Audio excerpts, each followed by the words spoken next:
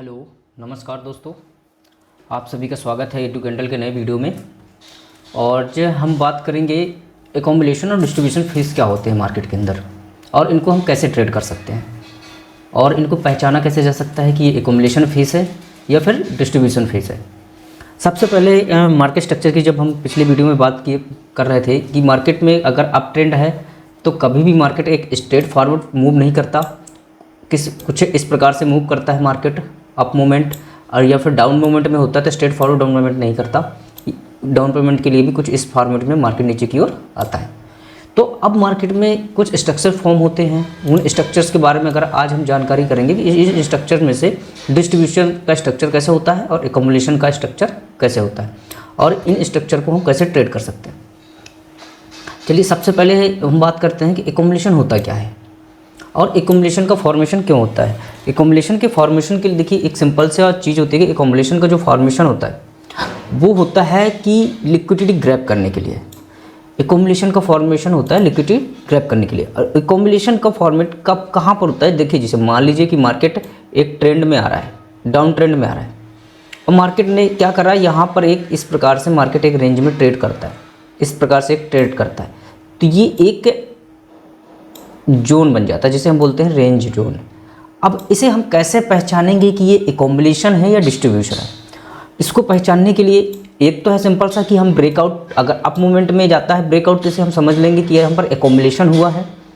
अगर इसका breakout down movement में होता है तो हम यहाँ पर एनालाइज करेंगे कि यहाँ पर जो एकोमोडेशन ना होकर कि यहाँ पर क्या हुआ, डिस्ट्रीब्यूशन हुआ है।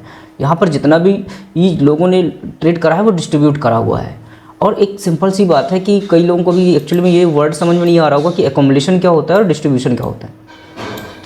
मैं बता देता हूँ कि एकोमोडेशन होता है कि जब मार्केट में किसी भी बड़े बड़े इंस्टीट्यूशन को मार्केट में बाइंग करनी होती है। मान लीजिए कि मार्केट में एक यहाँ पर है, उन्हें हैवी क्वांटिटी बाई करनी है, तो एक बार में अगर हैवी क्वांटिटी बाई करते हैं वो, तो मार्केट एक अप मूवमेंट स्पाइक के साथ काफ़ी अप मूवमेंट पे चला जाएगा। तो वो लोग क्या करते हैं, इस प्रकार से एक साथ अपने ऑर्डर एग्जीक्यूट न कर करके वो लोग क्या करते हैं, थोड़ा थोड़ा ऑर्डर एग्जीक्यूट करते हैं अपने यहाँ पर। तो इस प्रकार से मार्केट एक रेंज बाउंड में होता है, मार्केट एक एकोमोडेशन करने लगता है। तो जिससे उन्हें ना एक कम प्राइस में कम रेट में अपने सारे ऑर्डर एग्जीक्यूट कर देते हैं। अगर वो एक साथ ऑर्डर अपने यहाँ पर फिल करते हैं तो उन्हें वो रेट नहीं मिलेगा और उनके ऑर्डर कहीं ना कहीं एक कम प्राइस में ना के हाई प्राइस में जाकर ऑर्डर एग्जीक्यूट करेंगे। तो वो लोग क्या करते हैं, धीरे धीरे यहाँ पर अपने ऑर्डर फिल करते हैं। जैसे उनके ऑर्डर फिल हो जाते हैं वो लोग क्या करते हैं, फिर एक हैवी क्वांटिटी से बाई करते हैं, जिससे मार्केट यहाँ पर ब्रेकआउट देता है। ब्रेकआउट देने के बाद मार्केट ऊपर की ओर चलता है। जैसे ये ब्रेकआउट देता है तो ब्रेकआउट के बाद पब्लिक पार्टिसिपेशन आता है। क्यों? क्योंकि कई लोग होते हैं जो कंफर्मेशन के बाद ट्रेड करते हैं। जैसे ये अपसाइड का ब्रेकआउट करेगा तो लोग यहाँ पर एंटर करना चालू करेंगे और यहाँ से मार्केट को पुश करेंगे कि ऊपर की ओर। तो ये जब मार्केट ऊपर की ओर पुश हो रहा होगा तो इन लोगों के जो ऑर्डर थे ये भी प्रॉफिट ले रहे होंगे और ये लोग भी प्रॉफिट। अगर मार्केट में ये लोग यहाँ पे थोड़ा थोड़ा अपने क्वांटिटी को बाई ना करके एक साथ बाई करते तो मार्केट में इन्हें जो इतनी क्वांटिटी यहाँ पर बाई कर ली है ये बाई करने का मौका नहीं मिल पाता, या फिर इतनी क्वांटिटी इन्हें इस प्राइस में नहीं मिल पाती। अगर वो एक साथ ऑर्डर करते तो उन्हें एक स्पाइक लग जाता, यहाँ से मार्केट ऊपर चला जाता।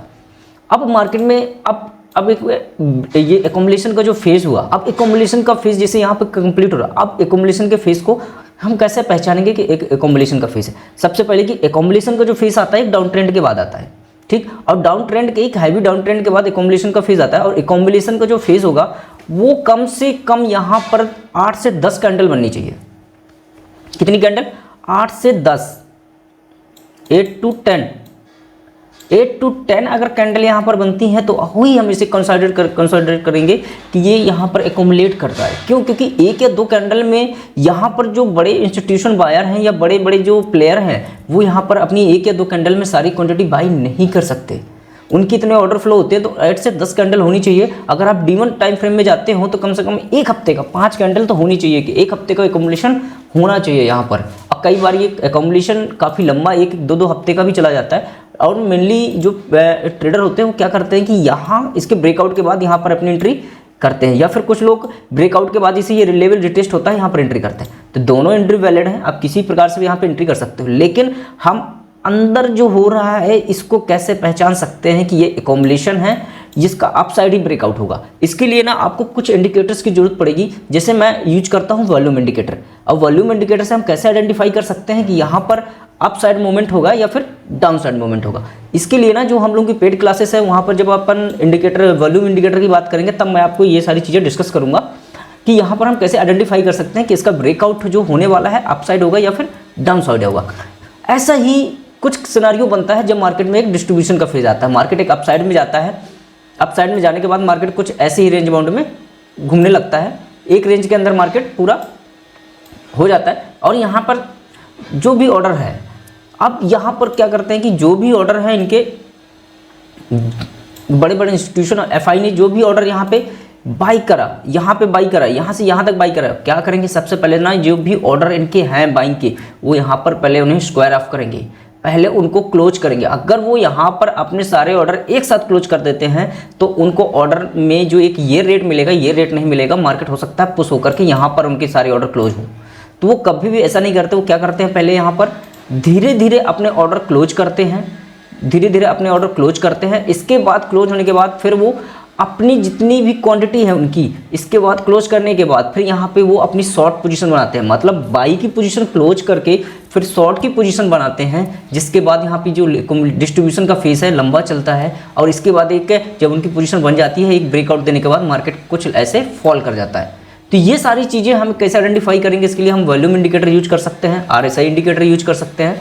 और यहाँ पर भी आप सेम कंडीशन कॉम्बिनेशन में देखेंगे कि जिन लोगों ने यहाँ से शॉर्ट करा हुआ है वो आकर के क्या करेंगे, यहाँ पर पहले अपनी पोजीशन बुक करेंगे, अपना प्रॉफिट बुक करेंगे, प्रॉफिट बुक करेंगे तो क्या करेंगे यहाँ पर आकर के वो बाय करेंगे।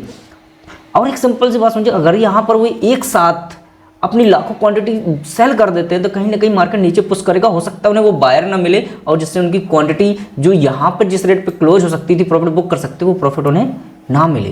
तो ये सारी चीज़ें होती हैं कि एक एकम्युलेशन और एक डिस्ट्रीब्यूशन फेज में, और ये इन फेजेस को पहचानना कोई बड़ी बात नहीं है। मार्केट में एक सिंपल सा स्ट्रक्चर देखने लगता है कि यहाँ पर क्या हो रहा है, और कई बार क्या थोड़ा सा कन्फ्यूजन क्रिएट करता है। कई बार मार्केट में क्या होता है कि हम लोग इन चीज़ों को समझ नहीं पाते हैं। हम लोग ना कई बार मार्केट में एक ऐसा स्ट्रक्चर बनता है जैसे हम समझ जाते हैं कि यहाँ पर डिस्ट्रीब्यूशन क्या होता है, मार्केट ने एक फॉल करा, इसके बाद मार्केट ऐसे थोड़ा एकमुलेट करके नीचे की ओर फॉल कर जाता है। तो अब यहाँ पर कई लोग सोच जाते हैं कि ये एकमुलेशन है या डिस्ट्रीब्यूशन है।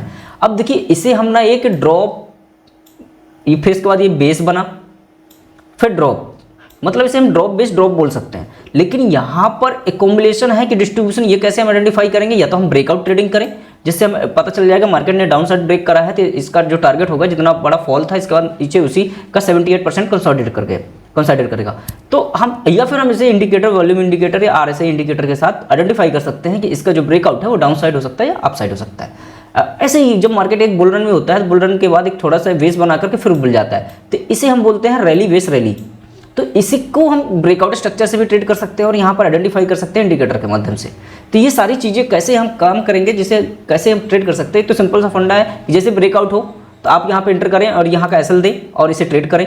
आप जैसे ये ब्रेकआउट हो यहाँ पे एंटर करें और इसका एसएल दें, आप बिल्कुल इसको ट्रेड कर सकते हैं। दूसरा फंडा है कि जैसे ब्रेकआउट होने के बाद मार्केट रिटेस्ट करता है, यहाँ पर आप एंट्री करें और एसएल अपने बिल्कुल इसके रेंज का जो दूसरा रेंज होता है इस रेंज के नीचे का एसएल दें और इसको ट्रेड करें।